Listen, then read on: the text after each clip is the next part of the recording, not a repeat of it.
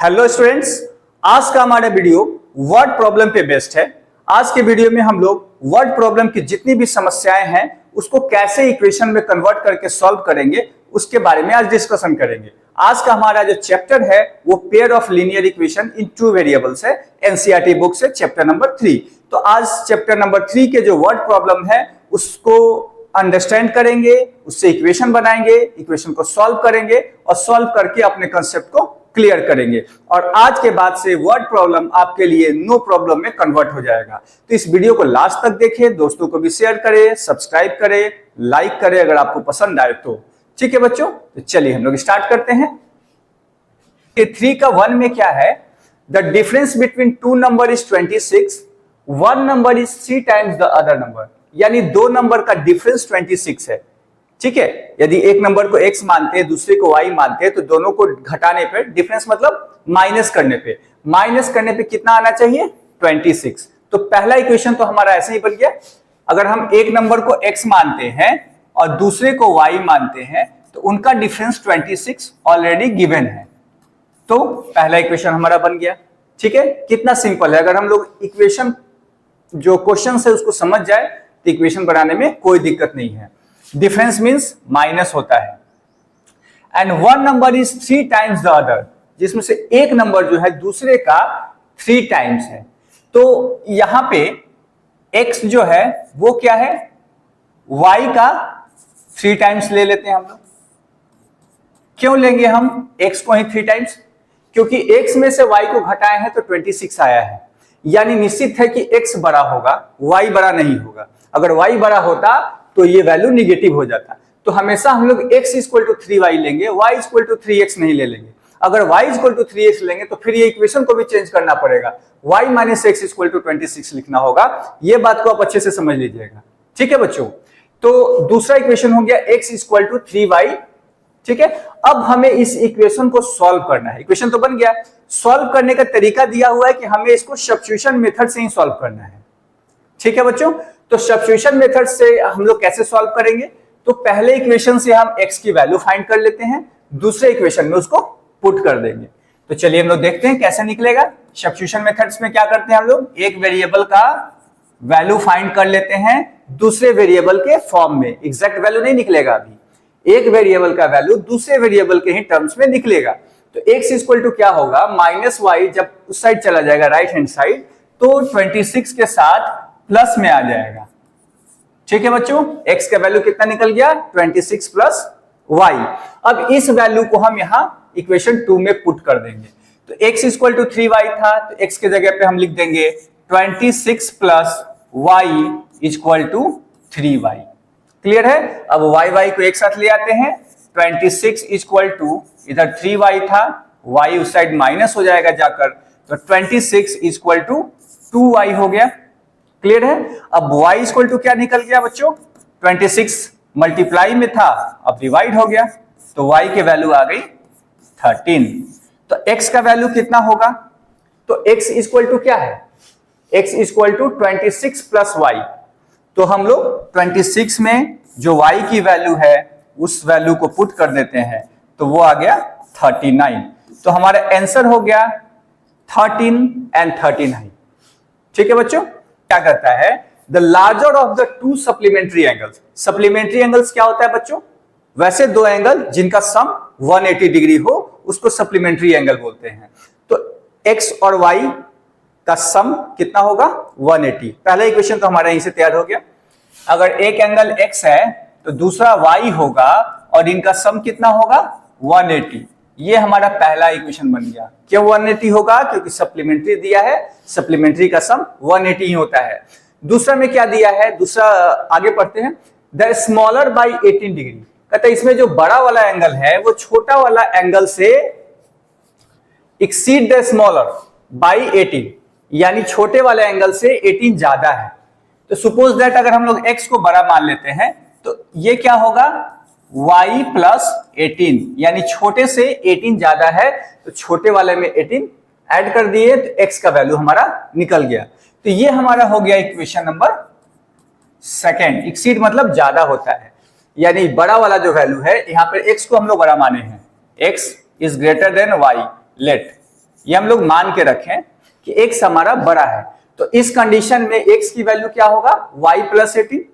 ठीक है, अब इस दोनों इक्वेशन को सॉल्व करना है, मेथड हमें सब्स्टिट्यूशन मेथड से लगाना है। तो हम क्या करेंगे, फिर से वही काम, x की वैल्यू हम लोग निकालेंगे, दूसरे में पुट कर देंगे। तो अब देखिए सेकेंड इक्वेशन में ऑलरेडी x की वैल्यू निकाल के दे दिया है। ठीक है, जो हम लोग इक्वेशन बनाए हैं उसमें ऑलरेडी निकला हुआ है, तो हम इस सेकेंड वाला वैल्यू को ही फर्स्ट में पुट कर देते हैं, आसान हो जाएगा। तो हम क्या कर सकते हैं, put x equal to y plus 18 in equation 1। Equation 1 में अगर हम पुट कर दें तो x के जगह पे हम लोग y प्लस 18 लिखेंगे, तो y प्लस 18 इक्वल टू कितना हो गया, y प्लस 18 प्लस y, ये y भी है और इसका सम कितना दिया हुआ है 180 डिग्री। अब इसको सॉल्व करते हैं, y प्लस y 2y, 18 इस साइड प्लस में है, उधर जाएगा तो माइनस में हो जाएगा, तो अगर हम 18 माइनस कर देंगे तो 162 डिग्री आ गया। तो y इक्वल टू कितना होगा बच्चों, 162 बाई 2 मल्टीप्लाई में है, इधर आकर डिवाइड हो गया, दैट मीन्स ये हो गया 81 डिग्री। ठीक है, ये तो y की वैल्यू आ गई। x का वैल्यू कितना होगा, तो x जो है y प्लस 18 है, यानी y से 18 ज्यादा है, तो y अगर 81 आया है तो उसमें 18 जोड़ देंगे हम लोग, तो ये कितना आ जाएगा 99 डिग्री। क्लियर है बच्चों, जो बैट का प्राइस है उसको हम लोग x मान लेते हैं, प्राइस ऑफ बैट अगर हम लोग x मान लें एंड प्राइस ऑफ बॉल कितना मान लें y, बॉल को हम लोग बच्चों y रुपीज ले लेते हैं। तो अगर वो क्रिकेट का जो कोच है वो 7 बैट खरीदता है और एक बैट का दाम अगर x रुपया है तो 7 बैट का 7x हो जाएगा, 7 से मल्टीप्लाई कर देंगे तो 7x प्लस उसने 6 बॉल भी खरीदे हैं, तो 6 बॉल का दाम हो जाएगा 6y, क्योंकि एक बॉल का दाम y रुपीज माने हम लोग, और टोटल कॉस्ट पड़ गया उसको 3800। ये इक्वेशन नंबर 1 हो गया।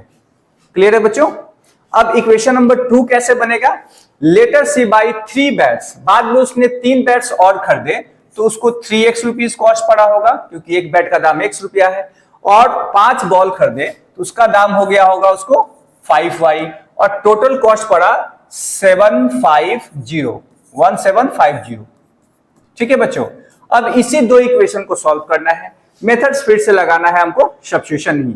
तो हम क्या करेंगे, किसी भी एक इक्वेशन से x का वैल्यू निकाल लेते हैं। सपोज दैट ऊपर वाले से अगर हम निकालेंगे तो x की वैल्यू क्या आएगी 3800, ये 6y प्लस में है, इधर आएगा तो माइनस में हो जाएगा, साथ में 7x के साथ मल्टीप्लाई में था तो इधर आकर डिवाइड हो जाएगा।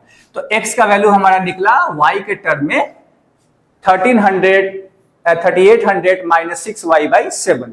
अब इस वैल्यू को इस इक्वेशन में पुट कर देंगे, तो जहां भी x है वहां पे अब x नहीं लिखेंगे, वो वैल्यू लिखेंगे इसका। तो ये 3x था तो 3 इंटू x के जगह पर x का वैल्यू जो कि है 3800 माइनस 6y बाई 7 पुट करेंगे, प्लस 5y इक्वल टू 1750। अब हम क्या करते हैं, इसको 3 से मल्टीप्लाई कर देते हैं, तो 0 0 24 9 और 10 11 माइनस 18y बाई 7। 3 से मल्टीप्लाई होगा बच्चों तो दोनों ही टर्म होगा, एक टर्म नहीं होगा। ठीक है, प्लस 5y इक्वल टू 1750। अब हम क्या करेंगे, फिर से इसको एलसीएम लेके ऐड कर लेंगे, 1 7 का एलसीएम 7 हो गया, इधर तो 11400 माइनस 18y, और इधर क्या होगा तो 35y हो जाएगा। फ्रैक्शन का जोड़ घटाव तो आता होगा आपको, ये 1750 आ गया इधर। ठीक है बच्चों, अब क्या करेंगे हम लोग, ये क्रॉस मल्टीप्लाई कर लेते हैं, 11400 ये दोनों घट जाएगा आपस में, 35y और माइनस 18y, ये माइनस होकर कितना बचेगा प्लस 17y इक्वल टू, ये 7 से उस साइड जाकर मल्टीप्लाई हो जाएगा। क्लियर है, अब हमें क्या करना है, 17y इक्वल टू क्या होगा, तो ये वैल्यू उधर जाकर माइनस हो जाएगा, क्योंकि इधर प्लस में है, तो पहले तो इसको मल्टीप्लाई कर लेते हैं, 0 3 49 3 52 5 7 5 12। अब इसमें हम घटा देते हैं 1 1 4 0 0 को, तो घटाने पे कितना आएगा बच्चों? 0 5 और 8, ठीक है। फिर ये तो कट ही गया, इधर तो कट गया, नहीं 850 रुपया। तो हमें y की वैल्यू निकालनी है, तो y इक्वल टू क्या हो जाएगा, यहां निकाल लेते हैं। तो y इक्वल टू हो जाएगा बच्चों 850 को हम क्या करेंगे, 17 से डिवाइड कर देंगे, क्योंकि ये 17y का वैल्यू है ना। तो 17 से जब डिवाइड किया तो 50 बार में कट गया है, यानी जो बॉल का प्राइस है वो कितना आ गया, 50 रुपीज। क्लियर है? अब इस y की वैल्यू को हम किसी इक्वेशन में पुट करके x का वैल्यू निकाल सकते हैं। सपोज दैट यहां हम उसको पुट कर देते हैं, तो x का वैल्यू कितना आएगा, x यानी बैट का वैल्यू 3800 माइनस 6 इंटू 50, 6 25 30, 300 बाई 7। इसको अगर घटाएंगे तो ये 3500 बाई 7, ये कट के 500 आ गया, यानी बैट का प्राइस कितना हो गया बच्चों, ₹500। क्लियर है? बॉल का दाम आ गया 50 रुपया, बॉल का कॉस्ट, और बैट का कॉस्ट आ गया 500 रुपया। एक टैक्सी ड्राइवर है जो एक फिक्स चार्ज तो लेता ही है, साथ में आप जितना किलोमीटर आगे जाएंगे उससे ट्रेवल करेंगे उतना का वो अलग से चार्ज भी जोड़ता है। तो आपको बताना है कि पर किलोमीटर जो चार्ज किस रेट से जोड़ता है और उसका फिक्स चार्ज क्या है। तो हम लोग फिक्स चार्ज को अगर x मान लेते हैं, सपोज दैट फिक्स चार्ज यानी इतना तो आपको लेगा ही, आप जाके उसको अपने घर पे खड़ा भी कर दीजिएगा तो ये फिक्स चार्ज तो लेगा ही आपसे। तो फिक्स चार्ज जो है x रुपया हो गया, और पर किलोमीटर जो चार्ज है, पर किलोमीटर जो चार्ज है वो हम मान लेते हैं कि y रुपीज है, ठीक है। अब जितना किलोमीटर जाएंगे उस हिसाब से वो y के हिसाब से जोड़ता रहेगा, y से उसको मल्टीप्लाई करके ऐड करता रहेगा। तो कहता है कि अगर वो आदमी जो इसको हायर किया था वो 10 किलोमीटर डिस्टेंस ट्रेवल करता है, तो 10 किलोमीटर अगर वो डिस्टेंस ट्रेवल करता है तो उसको फिक्स चार्ज तो पहले देना ही पड़ेगा, उसके साथ तो कोई कंप्रोमाइज ही नहीं है। आप उसको घर पे भी लगा लीजिए अपने, कहीं मत जाइए, फिर भी आपको फिक्स चार्ज तो देना ही पड़ेगा। फिक्स चार्ज ऐड कर लिया, प्लस 10 किलोमीटर गया, 1 किलोमीटर का अगर y रुपया लेता है तो 10 किलोमीटर का 10y ले लिया, तो टोटल कॉस्ट उसको कितना देना पड़ा, 105 रुपीज। तो ये हमारा इक्वेशन नंबर 1 तैयार हो गया, ठीक है बच्चों। और जब वो 15 किलोमीटर जाता है तो 155 रुपया देना पड़ता है, तो उसका इक्वेशन क्या होगा, फिक्स चार्ज तो लगेगा ही लगेगा। 15 किलोमीटर गया तो 15y हो जाएगा, 15y, और ये टोटल 155 रुपीज उसे पेड करना पड़ता है। अब इस दोनों इक्वेशन को फिर से सॉल्व कर लेंगे। इक्वेशन तो बन गया, सबसे बड़ा काम तो होता है इक्वेशन बनाना। इक्वेशन बनने के बाद तो वर्ड प्रॉब्लम अब रहा ही नहीं, ये तो सिंपल इक्वेशन वाला प्रॉब्लम हो गया। तो अब इसको सॉल्व कैसे करेंगे, सब्स्टिट्यूशन मेथड से ही करना है, क्योंकि ऊपर हेडिंग में ही दिया हुआ है। तो हम लोग क्या करेंगे, पहला इक्वेशन से मान लो x की वैल्यू निकाल लेते हैं। x का वैल्यू आया 105 माइनस 10y। अब इस वैल्यू को हम लोग इक्वेशन 2 में पुट कर देंगे, तो x की जगह पर हम लोग लिखेंगे 105 minus 10y plus 15y equal to 155। ठीक है बच्चों। अब हम लोग क्या करते हैं, y को एक साथ और कांस्टेंट को दूसरी साथ ले जाते हैं, तो माइनस 10y और 15y ये हो गया 5y, और 105 तो उधर चला जाएगा, तो 155 माइनस 105 जो कि 50 के बराबर आएगा। तो y इक्वल टू कितना होगा, 50/5, कट के कितना आया, ₹10, यानी पर किलोमीटर वो 10 रुपया का चार्ज करता है। अगर 1 किलोमीटर जाएंगे तो 10 रुपया, 2 किलोमीटर 20 रुपया, 3 किलोमीटर 30 रुपया, ये पर किलोमीटर का हुआ, प्लस फिक्स चार्ज तो वो लेगा ही। ठीक है, तो फिक्स चार्ज कितना होगा वो भी देख लेते हैं। तो फिक्स चार्ज यानी x की वैल्यू हम निकाल लेते हैं। फिक्स चार्ज को हमने x माना था, x की वैल्यू कितना है, 105 माइनस 10y, तो 10 और y का वैल्यू 10 निकला हुआ है, तो 105 माइनस 10 इंटू 10 यानी 100, यानी 5 रुपया, यानी फिक्स चार्ज उसका बहुत ही कम है, 5 रुपया सिर्फ फिक्स चार्ज है। और बाकी जो है पर किलोमीटर के हिसाब से है 10 रुपया। जितना किलोमीटर जाएंगे वो उसके 10 से मल्टीप्लाई कर लीजिए और 5 रुपया अपने फिक्स चार्ज जोड़ लीजिए, तो आपका आ जाएगा। जैसे 10 किलोमीटर हो गया था ना, तो 10 को 10 से गुना किया तो कितना आया, मल्टीप्लाई किया तो 100 रुपीज, और साथ में 5 रुपया उसको फिक्स चार्ज देना पड़ा 105 रुपया, तो 105 रुपया ही वो दिया है। ठीक है बच्चों, तो टैक्सी बहुत सस्ता है, कोई दिक्कत नहीं है, हायर कर सकते हैं, आप लोग भी कर सकते हैं। ठीक है, अब हम लोग अगर x बाई वाई मान लेते हैं, फ्रैक्शन को हम लोग मान लेते हैं कि x बाई वाई है। अब क्वेश्चन में क्या करता है, जैसे इसे क्वेश्चन बोले वैसे वैसे ही हमें करना होता है।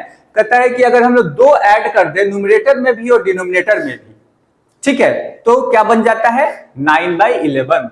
तो न्यूमरेटर में भी 2 ऐड कर देते हैं और डिनोमिनेटर में भी 2 ऐड कर देते हैं, तो ये कितना बन जाएगा 9/11।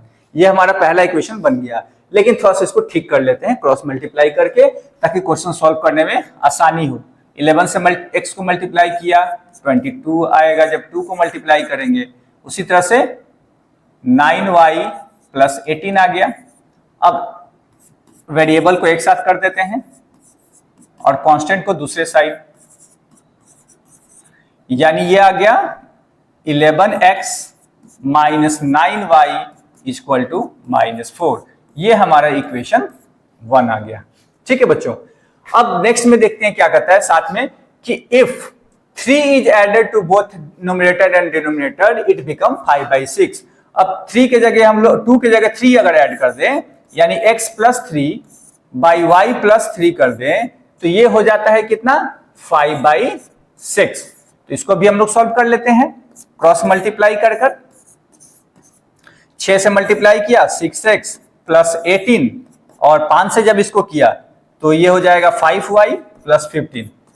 बच्चों ये ध्यान रखना है कि मल्टीप्लाई करेंगे तो सबके साथ करेंगे, ऐसा नहीं कि सिर्फ y के साथ कर दिया, y के साथ भी करेंगे, 3 के साथ भी करेंगे, कोई और नंबर होता तो उसके साथ भी करते हैं। तो अब y को और x को एक साथ रखते हैं, 6x इधर आएगा तो -5y हो जाएगा, और ये 15 उधर था पहले से, 18 उधर जाएगा तो क्या हो जाएगा -18। तो ये हो गया 6x minus 5y equal to -3। ये इक्वेशन 2 हो गया। तो इक्वेशन 1 एंड 2 बन गया।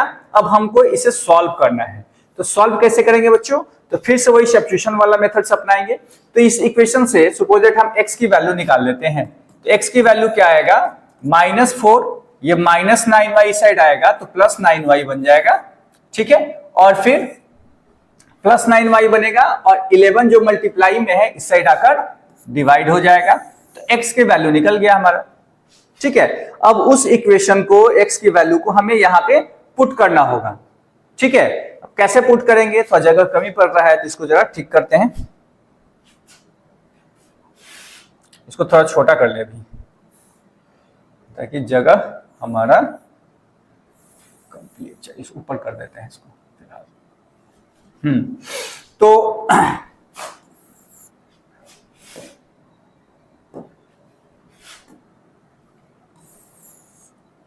ठीक है बच्चों, तो अब क्या करेंगे, इस x की जो वैल्यू है, इस x की वैल्यू को इसमें पुट कर देते हैं। तो ये था 6x, 6x की जगह पर क्या लिखेंगे -4 प्लस 9y बाई 11। ठीक है, और फिर -5y इक्वल टू -3। यही इक्वेशन हो जाएगा। अब इसको सॉल्व कैसे करेंगे, तो 6 से मल्टीप्लाई करते हैं, -24 plus 54y by 11 -5y equal to -3। अब इसका एलसीएम ले लेते हैं, इसका एलसीएम हो गया 11, ये -24 प्लस 54y 5 से मल्टीप्लाई करेंगे तो 55y आएगा, 11 से करेंगे 5 को तो इक्वल टू -3। अब क्या हो गया, ये -24 55 और 54 घट जाएगा तो -y 11 उधर जाके मल्टीप्लाई हो गया -33। अब -y इक्वल टू क्या हो गया, 24 उधर जाकर प्लस में कन्वर्ट हो जाएगा, तो ये हो गया -9, माइनस माइनस कट गया, y का वैल्यू आ गया 9। क्लियर है बच्चों, y का वैल्यू कितना आया 9। तो x का वैल्यू क्या होगा, x का वैल्यू यहां से निकाल लेते हैं, तो x का वैल्यू हो जाएगा -4 प्लस 9 इंटू 9/11, यानी -4 प्लस 81/11। तो ये कितना आ गया 77/11 कट के आ गया 7, यानी x की वैल्यू आ गया 7 और y के वैल्यू आ गया 9। तो फ्रैक्शन क्या होगा बच्चों? फ्रैक्शन हम लोगों ने क्या माना था? x/y। तो x का वैल्यू तो हमारा निकला है 7, तो ऊपर में 7 रख देंगे। y का वैल्यू निकला है हमारा 9, तो नीचे में 9 रख दिया। तो आंसर कितना हो गया 7/9। ठीक है, 6 देखते हैं इसमें क्या है। तो कहता है कि 5 years hence, मतलब 5 साल बाद जैकब का उम्र उसके बेटे का उम्र का 3 टाइम्स हो जाएगा। और 5 years ago Jacob age was 7 times that of his son. लेकिन 5 साल पहले जैकब का उम्र उसके बेटे का उम्र का 7 टाइम्स था। ठीक है, तो उनका प्रेजेंट एज फाइंड करना है कि क्या होगा। तो हम क्या करते हैं, प्रेजेंट एज जैकब का और उसके सन का x और y मान लेते हैं पहले। बहुत ही इंपॉर्टेंट क्वेश्चन है ये। प्रेजेंट एज ऑफ जैकब का हम लोग x मान लेते हैं एंड उसके सन का y मान लेते हैं। तो 5 years hence, 5 साल बाद क्या हो जाएगा? 5 years hence मतलब बाद में, 5 साल बाद उम्र क्या हो जाएगा? तो जैकब का उम्र भी बढ़ेगा। आज x है तो x प्लस 5 हो जाएगा। उम्र तो किसी के लिए रुकता नहीं है। सन का भी उम्र बढ़ेगा। सन का पहले अगर y था तब y प्लस 5 हो जाएगा। ठीक है, तो क्वेश्चन में क्या दिया है कि इस कंडीशन में जैकब का जो उम्र है यानी x प्लस 5 वो उसके सन के उम्र का 3 टाइम्स है। तो हम इसको 3 से मल्टीप्लाई कर दिए सन की उम्र को। ठीक है, अब इसको हम लोग थोड़ा ठीक कर लेते हैं इक्वेशन को, ताकि हम लोग को सॉल्व करने में कोई दिक्कत नहीं हो। 3y प्लस 15 हो जाएगा। ये 3 से दोनों को मल्टीप्लाई किया, x और y को एक साथ ले आते हैं, कांस्टेंट को दूसरी तरफ ले जाते हैं, तो प्लस 5 उधर जाकर -5 हो जाएगा। तो 15 में से 5 गया, 10 बच गया। तो ये हमारा इक्वेशन नंबर 1 हो गया। क्लियर है बच्चों? अब कहता है 5 years अगो मतलब पहले। तो 5 years अगो में क्या होगा? जैकब का उम्र 5 साल कम होगा, यानी x माइनस 5 होगा, और उसके सन का उम्र भी 5 साल कम होगा, यानी अभी अगर y है तो y माइनस 5 होगा। ठीक है बच्चों, अब क्वेश्चन में क्या कहता है कि ये जो जैकब का उम्र है यानी x माइनस 5, उसके सन के उम्र का यानी y माइनस 5 7 टाइम्स है। तो इसको 7 से मल्टीप्लाई कर दिया। 7 टाइम्स मतलब मल्टीप्लाई करना है 7 से। तो x माइनस 5 इक्वल टू क्या होगा? अगर 7 से मल्टीप्लाई किया 7y माइनस 35 हो गया। x और y को एक साथ ले आते हैं और ये -5 उधर जाके +5 हो जाएगा, तो ये -30 हो जाएगा। तो ये हो गया हमारा इक्वेशन नंबर 2। क्लियर है बच्चों? अब हम दोनों इक्वेशन को सॉल्व करेंगे सब्स्टिट्यूशन मेथड से। तो पहले हम लोग थोड़ा सा स्पेस बनाते हैं।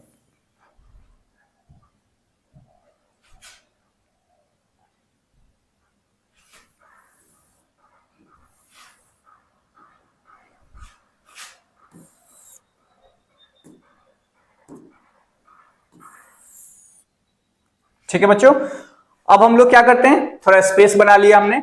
अब हमें दोनों इक्वेशन को सॉल्व करना है। मेथड सब्स्टिट्यूशन मेथड ही, तो यहां से x की वैल्यू हम लोग निकाल लेते हैं। x इक्वल टू होगा 10 प्लस 3y। क्लियर है? ये -3y इधर आके +3y होगा। अब इस वैल्यू को इक्वेशन 2 में पुट कर देते हैं। तो क्या होगा? 7 x है तो x की जगह पर x की value 7 plus 3y minus 7y equal to -30। तो 10 माइनस 4y इक्वल टू -30। तो -4y, ये 10 जो है इधर प्लस में है, इधर आकर माइनस हो जाएगा, तो ये 40 हो जाएगा। माइनस माइनस कट गया, y इक्वल टू 40/4, यानी y की वैल्यू 10 इयर्स आ गया। और y किसका उम्र था? तो उसके सन का, यानी जैकब का प्रेजेंट उम्र, जैकब के बेटे का सन का प्रेजेंट उम्र 10 साल है। और जैकब का कितना होगा प्रेजेंट उम्र? तो x के वैल्यू हम लोग यहां से निकाल लेते हैं।